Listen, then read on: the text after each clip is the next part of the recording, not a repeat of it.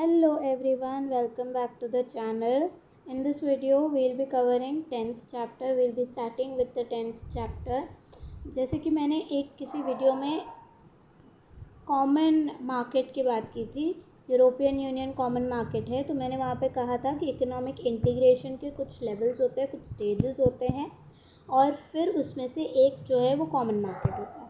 तो वही चीज़ अब ये हम इस चैप्टर पे देखेंगे, 10th चैप्टर में. In this chapter we examine economic integration in general and customs union in particular. देखो इकोनॉमिक इंटीग्रेशन जनरली ऊपर से ब्रीफली हम समझेंगे क्या है, एंड देन कस्टम्स यूनियन थोड़ा इन डेप्थ समझेंगे. Theory of economic integration refers to commercial policy of discriminatively reducing or eliminating trade barriers only among nations joining together. इसका मतलब क्या है? एक कॉमर्शियल पॉलिसी है ये. जैसे डिफरेंट पॉलिसीज़ होते हैं ना, ये political policies, economic policies, social policies, वैसे ही ये एक कॉमर्शियल पॉलिसी है जो किसको टारगेट करती है कि कम करो या तो फिर एकदम से ही ख़त्म कर दो ट्रेड बैरियर्स को. किन के बीच में?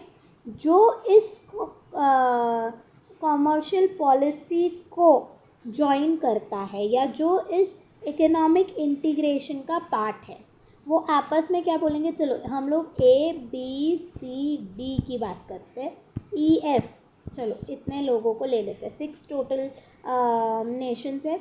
वो आपस में आके इकोनॉमिक इंटीग्रेशन में एक कॉमर्शियल पॉलिसी बनाते हैं जिसमें they say that we will reduce the trade barrier. और सब, अगर ऐसा नहीं है कि सिर्फ जो D है वो C के लिए ट्रेड बैरियर्स कम करेगा, नहीं, वो सारे नेशन, अगर वो एक के लिए कर रहा है वो सारे नेशंस के लिए करेगा, सेम ट्रेड बैरियर्स लगेंगे. The degree of economic integration ranges from preferential trade arrangement to free trade area. Customs union, common market, economic union. देखो इसका लेवल्स जो मैं बात कर रही थी वो ये 5 लेवल है. You have preferential trade, then free trade area, preferential trade agreement और arrangement, free trade area is second. Then you have customs union, common market, economic union. अब इसके बाद भी ये नॉर्मली इकोनॉमिक इंटीग्रेशन की सिर्फ हम बात करें तो ये 5 लेवल्स आते हैं.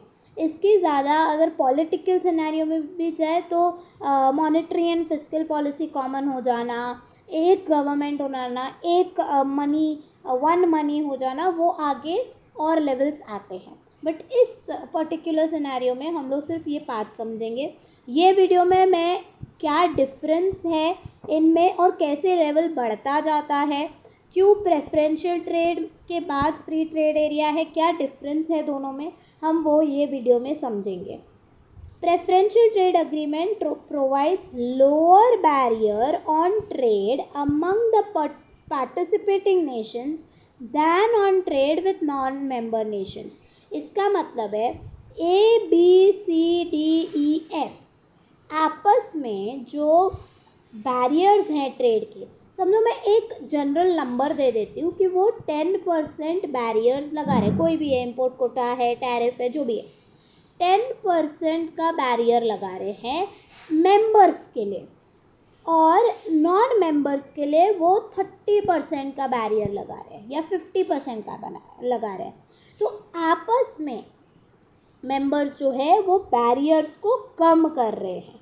प्रेफरेंशियल ट्रेड हम प्रिफर कर रहे हैं कि हम इनके साथ, देखो बैरियर कम करना यानी आप चाहते हो कि हम इनके साथ ट्रेड करें, तो वही चीज़ हो रही है कि यहाँ पे मेंबर्स में आप कम कर रहे हो बैरियर्स. देखो मैं ये नहीं बोल रही एलिमिनेट कर रहे हो, आप कम कर रहे हो बैरियर्स, जितने भी बैरियर्स है उसको कम कर रहे हो. आपस में आप प्रेफर कर रहे हो कि हम इनके साथ एक्सपोर्ट या इंपोर्ट बढ़ाना चाहते हैं. वही चीज़ यहाँ पे हो रही है प्रेफरेंशियल ट्रेड अरेंजमेंट में या अग्रीमेंट में. This is the loosest form of economic integration, सबसे लूजेस्ट फॉर्म है. The best example of preferential trade arrangement is British Commonwealth preference scheme in 1932 by UK with members and some former members of British. तो वो example दिया है. Coming to second, free trade क्या हो रहा है. अभी देखो, प्रेफरेंशियल ट्रेड में मैंने क्या बोला, प्रेफरेंशियल ट्रेड में सिर्फ जो बैरियर्स है उसको कम कर रहे हैं. फ्री ट्रेड में उस बैरियर्स को ख़त्म कर देना है. Free trade area is a form of economic integration where all barriers are removed on trade among members. आपस में हम कोई भी बैरियर्स नहीं रखेंगे, एकदम स्मूथली फ्री ट्रेड होगा. लेकिन जो नॉन मेंबर्स के साथ बैरियर्स है वो आपका जो भी है, ए का किसी नॉन मेंबर के साथ सर्टेन परसेंटेज का बैरियर है, बी का नॉन मेंबर के साथ सर्टेन परसेंटेज का बैरियर है, वो आप रखो.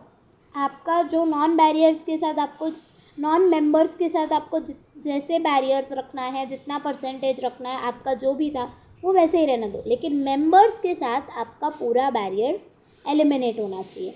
Each nation retains its own barrier on trade to trade with non members. देखो ये बहुत इंपॉर्टेंट है समझना, क्योंकि इसी से डिफरेंस कस्टम्स यूनियन आ जाता है. मैं बोल रही हूँ अगर ये ए और बी आपस में फ्रेंडशिप कर रहे हैं, ये मेंबर बन रहे हैं, ठीक है. ए का सी के साथ जो बैरियर है वो 10% का है, बी का सी के साथ 20% का बैरियर रखा है. बी ने सी पे 20% का बैरियर रखा है और ए ने सी पे 10% का बैरियर रखा है. ये मेंबर्स बन गए. ये आपस में फ्री ट्रेड, अगर फ्री ट्रेड एरिया में आ रहे हैं तो वो लोग क्या करेंगे, ये आपस में जो बैरियर्स है उसको एलिमिनेट करेंगे. लेकिन you can retain, A can retain its barrier on C, जितना भी परसेंटेज उसने डिसाइड किया है. बी अपना बैरियर रिटेन करेगा विद द नॉन मेंबर्स, उसमें कुछ चेंजेस नहीं होंगे. बेस्ट एग्जांपल कौन से हैं, EFTA, European free trade association 1960 में UK, Australia, Denmark, Norway, Portugal, Sweden, Switzerland, इनके बीच में 1960 में EFTA European free trade association form हुआ. 1960 में UK, Austria, Denmark, Norway, Portugal, Sweden, Switzerland. फिर आते हैं नेक्स्ट, नाफ्टा है example, North American free trade agreement formed by US, Canada and Mexico,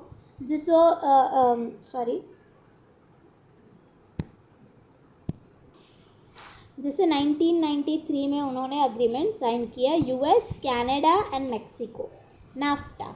and the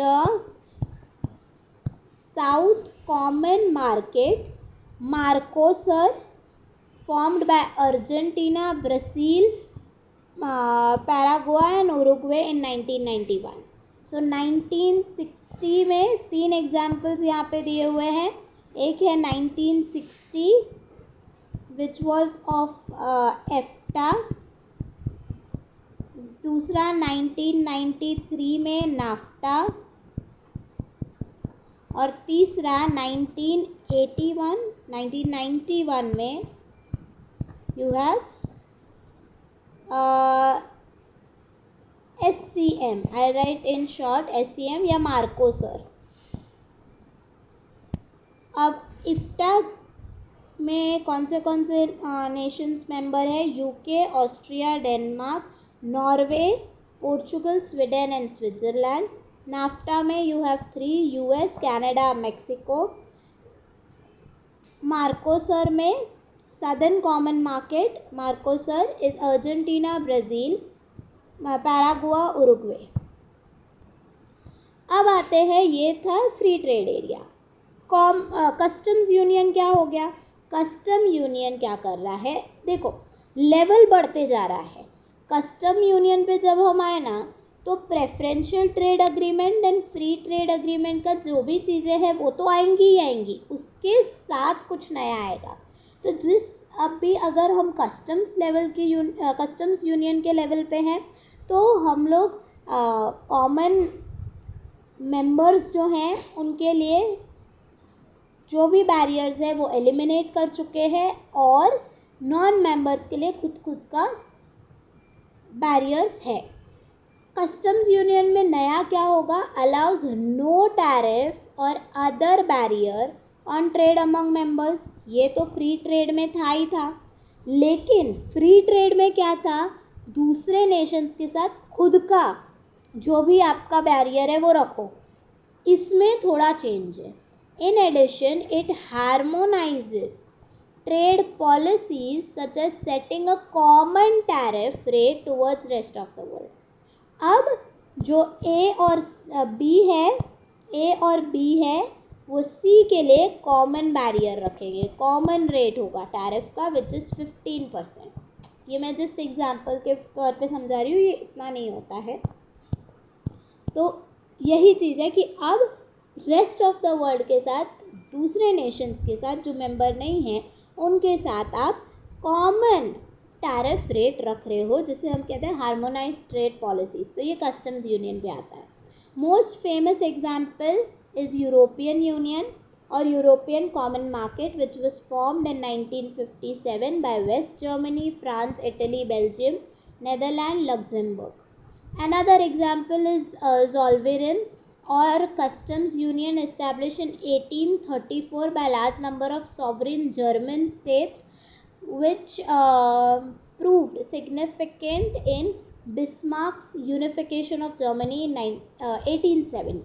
तो ये एग्जाम्पल्स हैं। आगे बढ़ते हैं। कॉमन मार्केट, कस्टम्स यूनियन से एक लेवल ऊपर क्या है? Common market. इसमें क्या हो रहा है? कस्टम्स यूनियन के सारी चीज़ें आएंगी। It goes beyond the customs union by allowing free movement of labour and capital among member nations. अब जब हम मेंबर बने थे तो हमारे एक दूसरे के नेशन में जाने के लिए, समझो ए से कोई बी में बंदा जा रहा है, लेबर जा रहा है, तो वो रिस्ट्रिक्शंस कुछ लगाते थे, वीज़ा लगा देना या कुछ रिस्ट्रिक्शंस, कुछ रूल्स, कुछ रेगुलेशंस लगा देना, वो सारे हटा देंगे। This is called free movement of labour and capital among member Nations. तो वो सिर्फ मेंबर नेशंस में फ्रीली मूव करेंगे। अब इसका बेनिफिट क्या होगा? जब फ्रीली मूव कर रहे हैं तो एम्प्लॉयमेंट बढ़ेगा। अगर किसी जगह पे एम्प्लॉयमेंट ज़्यादा है तो वो वहाँ पे बंदा जा सकता है ईजीली। तो ये चीज़ होगी। The EU achieve the status of common market at the beginning of 1993। Common market से हायर लेवल जो है वो है इकोनॉमिक यूनियन। इस स्टेज पे क्या होता है?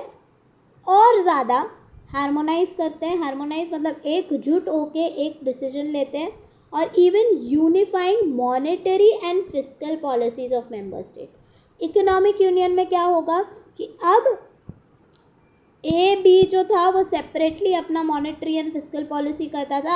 अब इकोनॉमिक यूनियन में वो एक ही मॉनेटरी एंड फिस्कल पॉलिसी करेंगे, फॉलो करेंगे, एक ही मॉनेटरी एंड फिस्कल पॉलिसीज बनेंगे मेंबर स्टेट्स के। This is most advanced type of economic integration, सबसे हाईएस्ट है। Example Benelux which is the economic union of Belgium, Netherlands, Luxembourg, formed after World War II, now part of EU. An example of complete economic and monetary union. Monetary union कब आता है? जब आपका money भी same हो जाए। is our own US में monetary union है।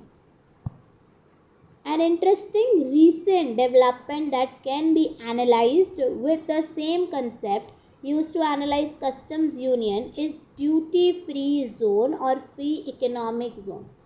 ड्यूटी फ्री जोन या फ्री इकोनॉमिक जोन जो है वो अभी रिसेंट आया है और एकदम सेम ही है, कस्टम यूनियन की तरह ही है। दीज आर एरियाज से, देखो ये हम ऐसे नहीं बोल रहे हैं कि नेशंस मिल रहे, ये एरियाज है जो सेटअप होते हैं to attract foreign investment by allowing raw material and intermediate products duty free.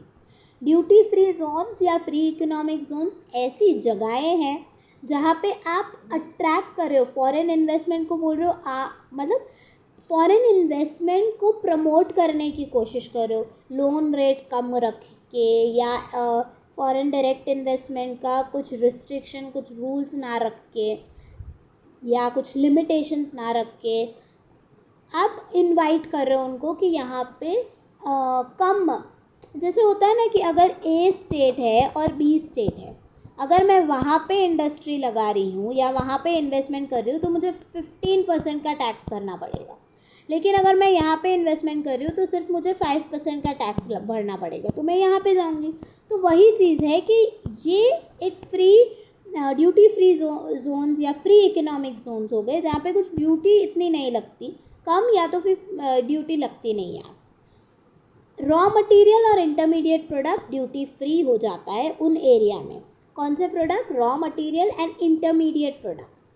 The discussion in this chapter is generally in terms of customs union, but most of what is said refers also to other forms of regional economic associations। तो आगे जितने भी topics हम देखेंगे वो generally customs union को ध्यान में रख के एक्सप्लेन किया जा रहा है, दूसरों पे भी वो सेम चीज़ अप्लाई होगी। यहाँ पे सिर्फ लिखा हुआ है कि 10.2, 10.3, 10.4, 10.5 में हम लोग आगे क्या देखेंगे, तो वो you can read it. So trade creating क्या होता है, ट्रेड एक दूसरा है ट्रेड डाइवर्टिंग है। तो ये दोनों हम नेक्स्ट वीडियो में देखेंगे। Till then keep watching the journey of understanding economics. Before you leave, like, share and do comment if you have understood economic integration very well। एक बार सिर्फ लास्ट में रिवाइज कर देते हैं फटाफट से। प्रेफरेंशियल ट्रेड अग्रीमेंट में क्या था कि हम लो कर देंगे बैरियर्स को आपस में। फ्री ट्रेड एरिया आया, preferential trade agreement, then free trade area, उसमें एलिमिनेट कर देंगे बैरियर्स को, और दूसरे मेंबर्स के लिए जो भी आपका नॉन मेंबर्स के लिए, सॉरी दूसरे मेंबर्स नहीं, नॉन मेंबर्स के लिए जो भी आपका बैरियर्स है वो खुद का खुद जितना भी है उसको रखो। देन आया कस्टम्स, हाँ कस्टम्स यूनियन। कस्टम्स यूनियन में हम एलिमिनेट तो कर ही रहे हैं, साथ ही साथ हम क्या करेंगे, हम जो नॉन मेंबर्स हैं उनके लिए एक सरीखा टैरिफ रखेंगे। I hope this is correct, yeah. Then came common market. Common market में हम क्या कर रहे हैं, लेबर एंड कैपिटल को मोबाइल कर रहे हैं। कहाँ पे? मोबाइल मीनिंग फ़ोन या मोबाइल नहीं, मोबाइल मीनिंग ईजीली मूव हो सके, तो labour and capital easily move हो सके मेंबर नेशंस में। और लास्ट इकोनॉमिक यूनियन, इसमें मॉनेटरी एंड फिस्कल पॉलिसीज़ जो है वो कॉमन हो जाती है पूरे जो मेंबर्स हैं उनके लिए। तो ये हमारा इकोनॉमिक इंटीग्रेशन के लेवल्स थे। टॉपिक समझ में आया हो तो कमेंट करके बता दीजिएगा। Thank you.